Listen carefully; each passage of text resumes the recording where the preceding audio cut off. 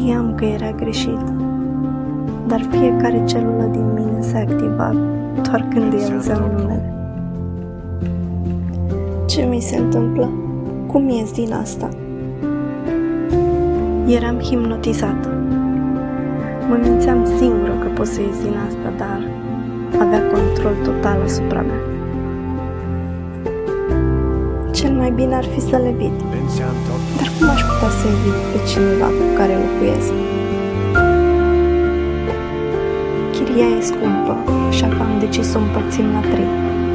Din păcate, și inima mea se împarte. Între ce știu că trebuie și ce-mi cere sufletul. Între realitate și acel dacă periculos.